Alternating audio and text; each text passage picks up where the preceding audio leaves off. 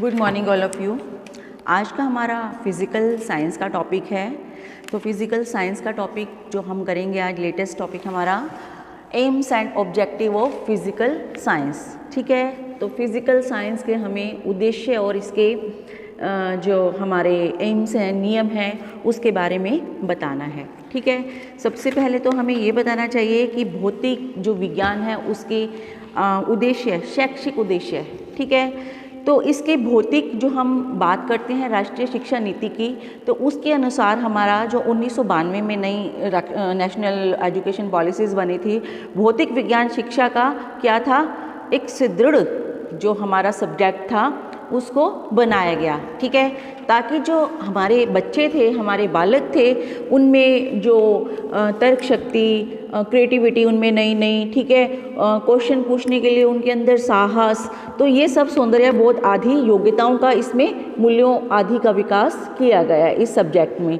ठीक है, तो भौतिक विज्ञान के जो शिक्षण के सामान्य एवं विशिष्ट उद्देश्य हैं वो किसी समाज के लिए बल्कि निर्धारित नियमों पर भी आधारित होने चाहिए, समाज से रिलेटेड। ठीक है, तो स्कूल में जो पाठ्यक्रम होता है उसमें भौतिक विज्ञान को एक सम्मान के साथ सम्मिलित किया जाता है, इसलिए ताकि जो हमारे नियम हैं वो क्या हो, समाज के अकॉर्डिंग उसमें निर्धारित किए जाएं।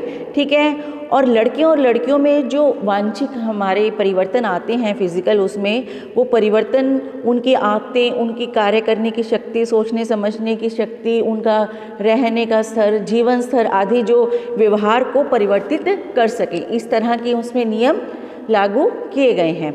ठीक है, तो पिछले कई वर्षों के अकॉर्डिंग अगर हम भौतिक विज्ञान को देखते हैं तो उद्देश्य में परिवर्तन आया है और जो भौतिक विज्ञान है उसकी शिक्षा भी थोड़ा सा एक प्रैक्टिकली वे से दी जा रही है। ठीक है, तो आजकल प्रत्येक विद्यालय में जो प्रथम श्रेणी से लेकर मैट्रिक तक है, जो भौतिक विज्ञान का विषय एक अनिवार्य विषय के रूप में पढ़ाया जाता है।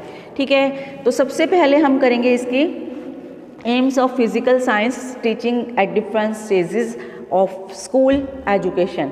ठीक है, जो प्राथमिक स्तर पर भौतिक विज्ञान के उद्देश्य है, देखिए जो प्राइमरी लेवल पर है हमारे, सबसे पहले है आपका विद्यार्थियों को जो प्राकृतिक वातावरण है, एनवायरनमेंट है, नेचुरल एनवायरनमेंट के बारे में जानकारी देना, और जिस भी परिवेश में वो रह रहे हैं वो उनको महसूस करवाना। ठीक है, देखिए एनवायरनमेंट की जानकारी के बिना सब कुछ अधूरा सा है, इसलिए बच्चों को जिस परिवेश को वह देखता है, एनवायरनमेंट को वो देखता है, उसकी जानकारी देना अति आवश्यक है। सेकंड पॉइंट है भौतिक तथा सामाजिक जीवन के जो विज्ञानों में उपयोगों से जो भी इसके बेनिफिट्स है उससे परिचित करवाना।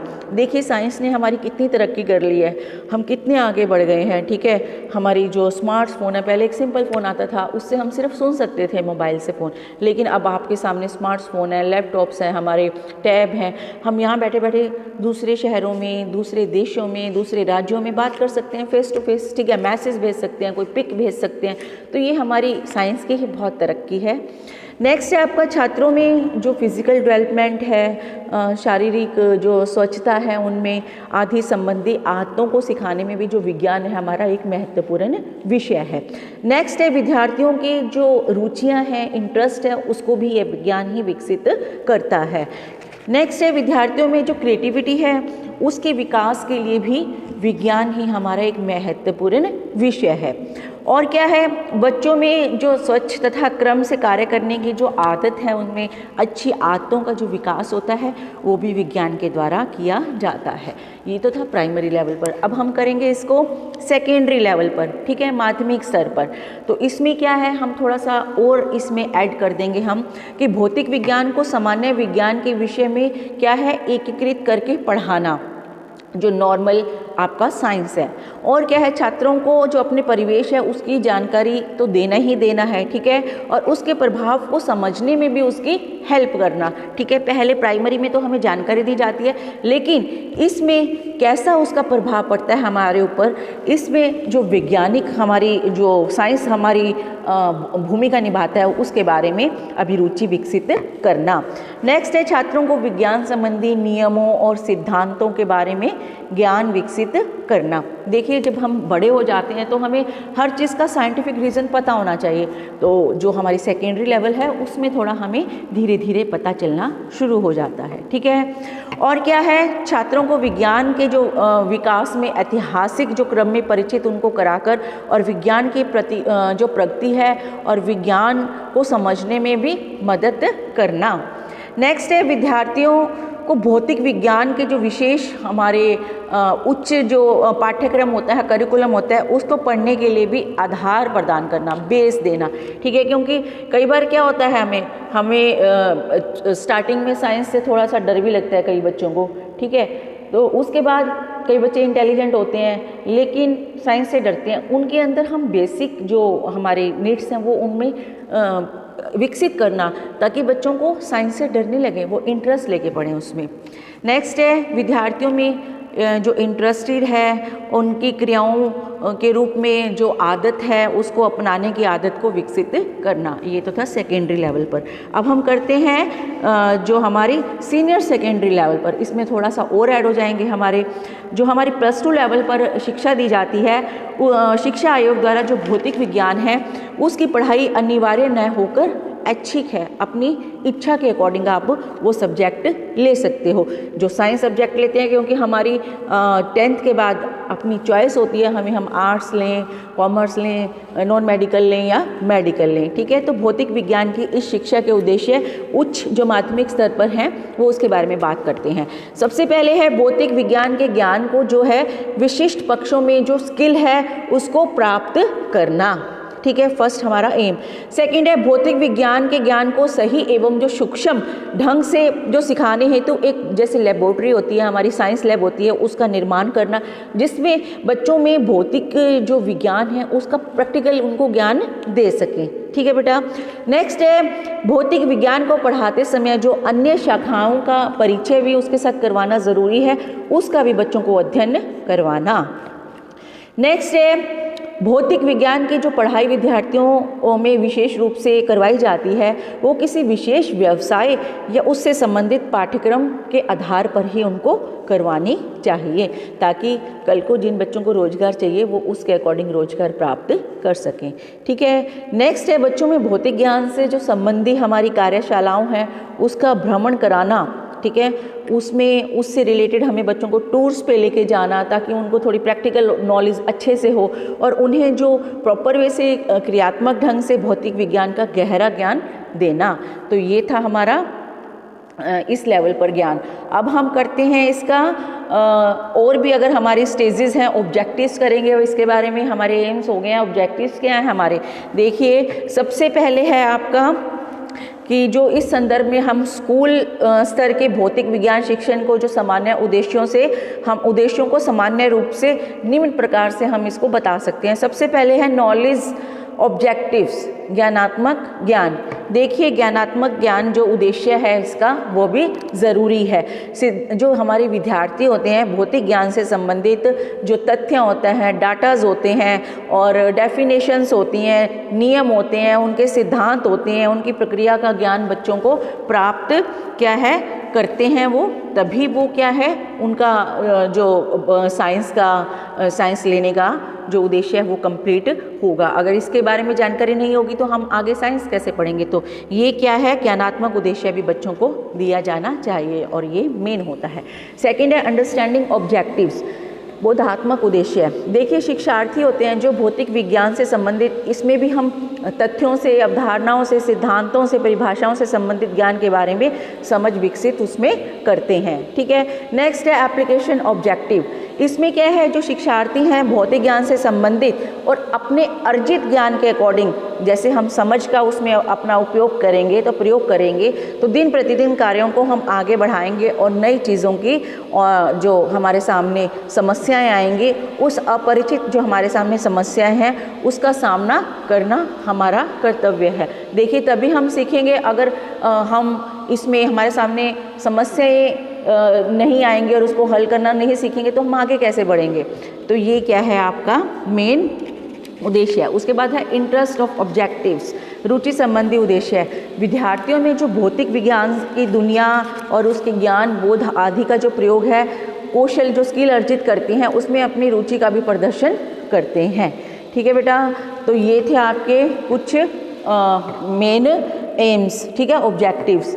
तो उसके बाद आप अगर इसको और डीप में लॉन्ग क्वेश्चन में डालना चाहो तो इसके प्रॉपर अलग अलग हम इसके डिटेल में भी बात कर सकते हैं कि जो इसके नॉलेज ऑब्जेक्टिव्स कौन कौन से हैं हमारे। जैसे हमारी वैज्ञानिक साहित्य पढ़ने और समझने के लिए हमें मूलभूत डाटा कलेक्ट करना चाहिए।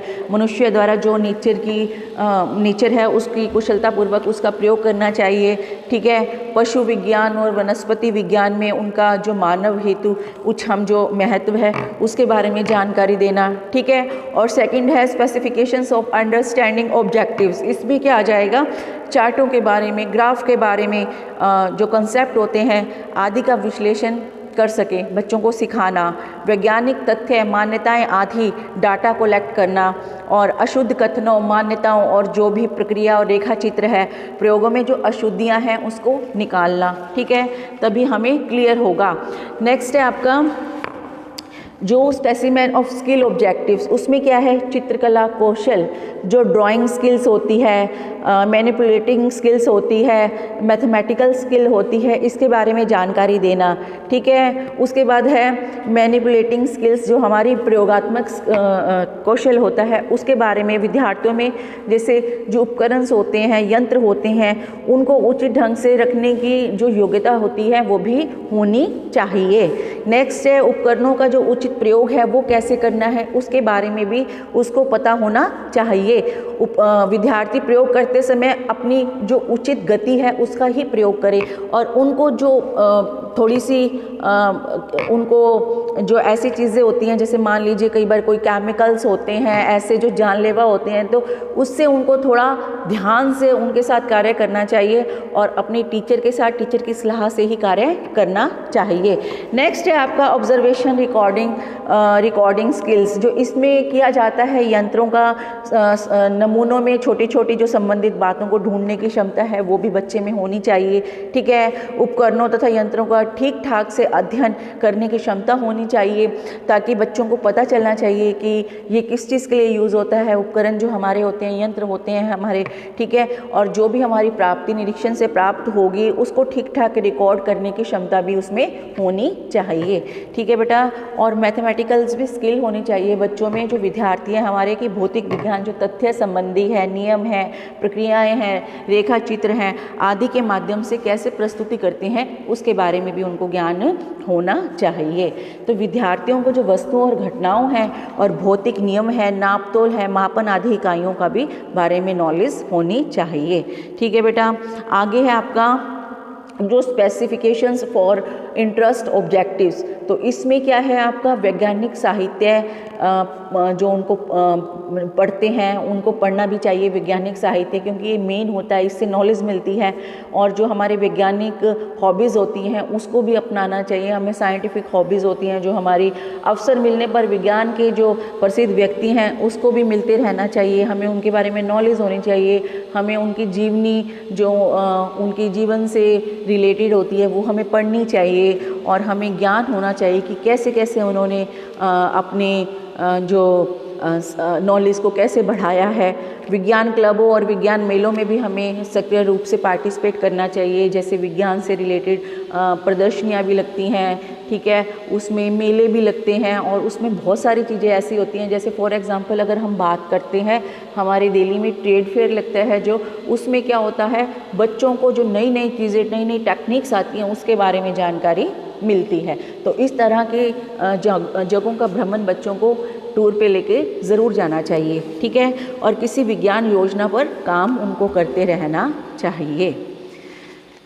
नेक्स्ट है पॉइंट, इसमें एक दो पॉइंट और ऐड कर सकते हैं हम कि specifications for providing work for leisure time, अवकाश के समय के लिए जो काम है उसको विशिष्टीकरण, उसको कैसे करना है काम को, स्पेसिफिकेशन। जो स्किल्स होती है, प्रयोगात्मक कौशल होता है, उसको विकसित करने के लिए जो विद्यार्थी उपकरणों का निर्माण करना भी धीरे धीरे सीख जाते हैं। वैज्ञानिक जो अपना